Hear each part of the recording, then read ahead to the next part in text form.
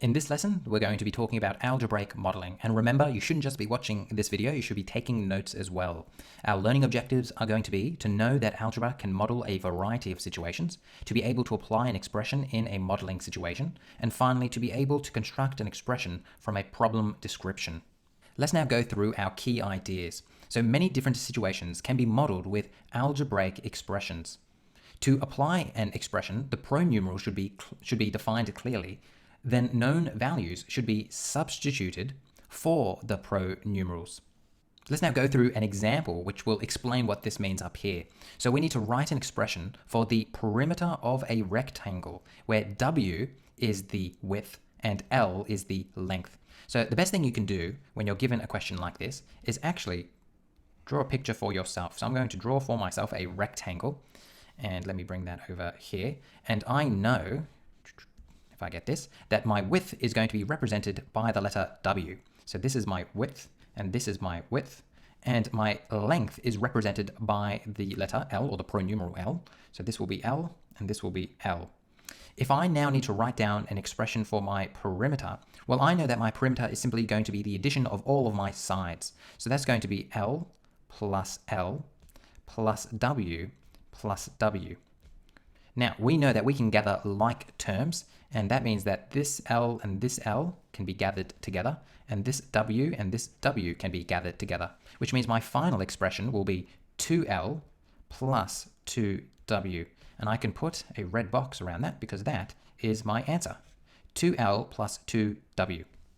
So let's now move on to this question, which says, using the expression referring to this one right here, find the perimeter of a rectangle if W equals 5 and L equals 7. Now this is very important. W equals 5 and L equals 7. So let's write that down. We know that W equals 5 and we know that L equals 7. The next thing that I'm going to write down is simply rewriting my expression. We know the expression is 2L plus 2W. Now what I'm going to do is substitute in this 5 and this 7. So this is what we're told here, that when we have known values, they should be substituted for the pronumerals. So here we know that W equals 5 and L equals 7. So what we're going to do is we're going to take this and we're going to substitute it into the W spot. And we know that my L equals 7, so we're going to take my 7 and we're going to substitute that into the L spot.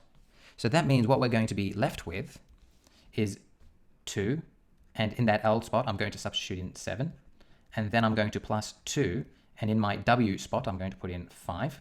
So this is 2 times 7, which is 14, plus 2 times 5, which is 10, and that's going to be equal to 24.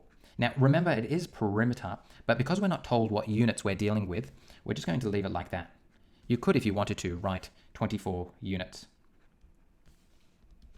And if it did specify that it was centimeters, you'd have to write in centimeters or meters or whatever it would be.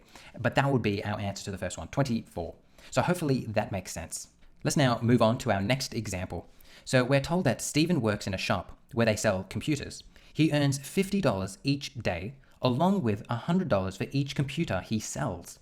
We need to write an expression for Stephen's daily pay where N is the number of computers sold. So let's begin our expression by appreciating the fact that we know that Stephen is going to earn $50 each day. That means even if he sells no computers, he's going to earn $50. So that's going to be our constant value. The next thing that we know is that he's going to earn $100 for every computer he sells. And we know that the number of computers sold is represented by the pronumeral N. So we could say, well, he's going to earn that $50 plus 100 times the amount of computers he sells. So 100 times N. Now, when we're writing expressions, we don't like to write that multiplication sign. So we're going to rewrite it as 50 plus 100 N. And that's an ugly N, isn't it? Let me try that again. I think I can draw a prettier N than that. N. That's a bit better. So that is going to be the expression we're working with. So 50, because he's always going to earn $50, plus 100 times the amount of computers that he sells. Let's now use this expression to answer these questions. So what's Stephen's pay if he sells 4 computers? Well, if he sells 4 computers, that means N equals 4. Now, can I stress the importance of writing this step first? Always write down what you know the pronumeral to be. What we're doing here is we're defining the fact that we know that n equals 4. The next thing that I would do is rewrite my expression. So I know that 50 plus 100n is the expression for his pay. If I know that n equals 4, my next step will be substituting in this value into the expression. So it's going to be 50 plus 100, and instead of n, I'm going to write 4. Finally, it's going to be 50 plus 100 times 4, so it's going to be 50 plus 100 times 4 is 400, which means my final answer will simply be 50 plus 400, which will be $450. So that is how much he will earn in a day if he sells 4 computers. Let's now answer our next question. Stephen's pay if he sells 10 computers. Now, what is our first step when doing this type of question? We need to write down what we know our pronumeral is. So in this case, we know that n equals 10. So I'm going to write n equals 10. The next thing that I'm going to do is rewrite my expression. So it's going to be 50 plus 100n. Next, I'm going to substitute my value into its spot. So it's going to be 50 plus. Now, instead of writing n, I'm going to write down 10. Now we just need to evaluate this. So we know that 100 times 10 is just going to be 1,000. We're just adding another 0 onto it.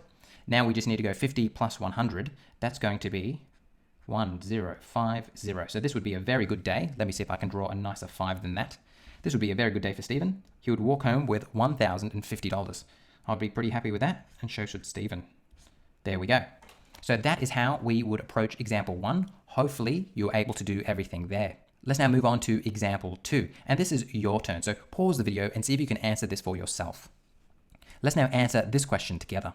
So in Mary's fruit shop, apples sell for $2 each, and bananas sell for $1.50 each. We need to write an expression for Mary's takings after selling A, apples, and B, bananas. So how would we write this expression? Well, what we know is that Mary gets $2 for each apple she sells, and we know that she sold A apples. So A here represents the number of apples she has sold. So it's simply going to be 2 times A. We're then going to add that to the amount of bananas she sold, and we know that she sold B bananas. And so here B represents the number of bananas she has sold. So it's simply going to be $1.50 because that's the cost of one banana. $1.50, or we could just write 1.5 times B. So notice that we're saying 2 because that's the cost of one apple, and then we're timesing that by the number of apples she has sold. So here A represents the number of apples she has sold. And so too, we know that one banana costs $1.50, and we're timesing that by B, which represents the number of bananas she has sold. Finally, let's remember that we don't like to write these multiplication signs. So a better way to write this would be 2A plus 1.5B. And I'm going to put a red box around that because that is my final answer. That is my final expression that I'll be working with. Let's see if we can now figure out Mary's takings if she sells 4 apples and 3 bananas. Now, hopefully you remember what the most important thing to do first is. So if we know that she sells 4 apples, we know that A equals 4. And if we know that she sells 3 bananas, we know that means B equals 3. Now that we've done that, the next step I would do is rewrite my expression. So it's going to be 2A plus 1.5B. The next thing that we do is substitute. So in my A spot, I'm going to put in 4. So it's going to be 2, 4, plus, and in my B spot, I'm going to be putting in 3. I know that 2 times 4 is 8. I know that 1.5 times 3 is 4.5. Then finally, I would go 8 plus 4.5. That's going to be $12.50. So that is how much money Mary would make if she sold 4 apples and 3 bananas, $12.50. Let's now move on to the next one, where we're told that Mary sells 2 apples and 7 bananas. Well, if she sells 2 apples, that means A equals 2. And if she sells 7 bananas, that means B equals 7. The next thing that I will do is rewrite my expression, which is 2A plus 1.5B. Then I would substitute in my values. So A equals 2, so that's going to be 2 plus 1.5. I know that B is 7, so I'll put that in that spot. 2 times 2 is 4, plus 1.5 times 7 is 10.5. Then I simply need to plus these together, and I'm going to get 14.50.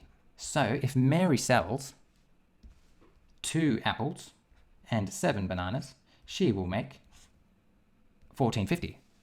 And just because everything needs to be of the same color, otherwise I can't sleep at night, we need to make sure that this is...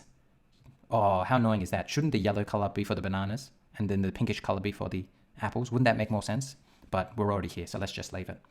Okay, let's now review what we've learned in this lesson, which has been about algebraic modeling.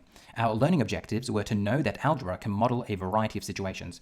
Next, to be able to apply an expression in a modeling situation. Again, we did that. And finally, to be able to construct an expression from a problem description. And we did that as well. So hopefully you're able to give these 3 objectives ticks and you feel comfortable with this topic. So hopefully now you can complete your homework successfully. Good luck.